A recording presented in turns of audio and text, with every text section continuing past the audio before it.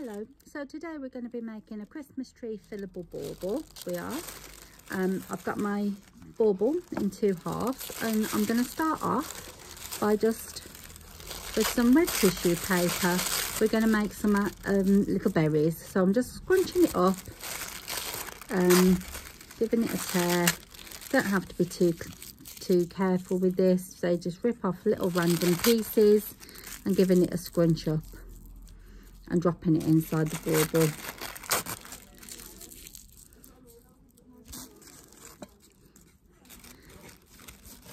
Now, depending on how many berries you want in your bauble, obviously depends on how many of these you do, whether you make lots or if you want your bauble to look more red than green, that's entirely up to you.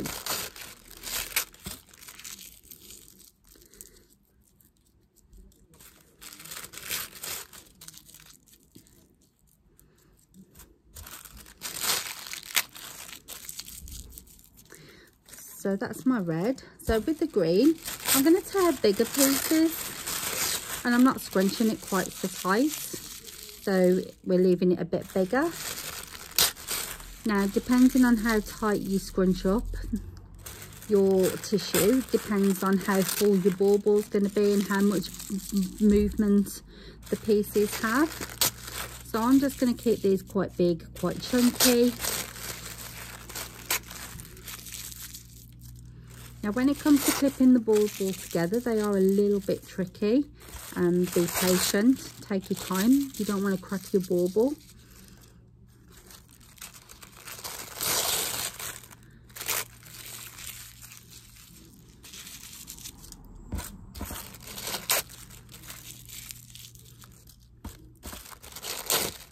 Now, I want my bauble to have a little bit of movement, so I'm not packing it too tightly. I'm not.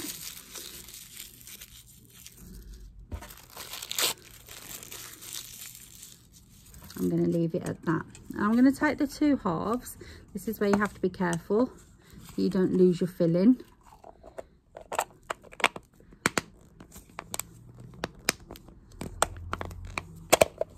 Yep, nearly.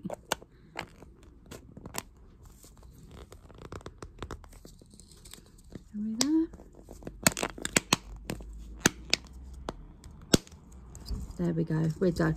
So if we give that a little shake, it'll mix up the berries in with the green, and it'll give you a nice festive Christmas tree bauble.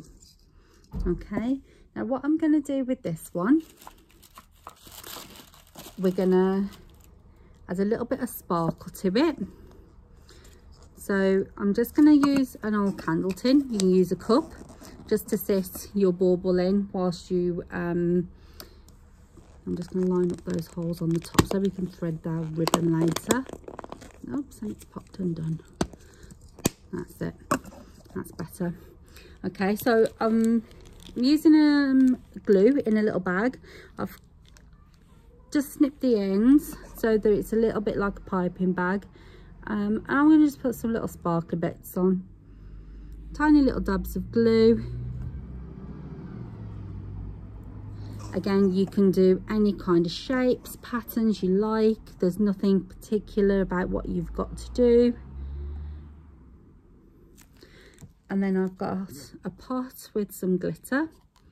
I'm going to use a piece of paper underneath my bauble so that it'll help save my glitter. Because then what you can do then is, if you've got another project that you're doing another day, you can always use your leftover glitter. Now with this, the glitter will naturally cling to the bauble. Don't worry about that. Don't try dusting it off yet, just leave it to fully dry. If you try dusting it off now, you're going to end up with wiping off your glue and where you want your glitter to be. So just leave it like that, leave it to dry, and then once it's dry, then you can get a piece of tissue or something, and can you see all this excess glitter, and it'll dust off nice and easily. It will, but for now, until your glue's fully dry, just leave it. Once it is all dry and you've dusted it off, I'm being very careful how I'm handling this. What we'll do is we'll use some ribbon and we'll pop through the hole so that we can hang our bauble up. Obviously, we don't want to do that now because the glue's wet, and it'll end up being a mess. Okay, so I'm just going to literally leave that now.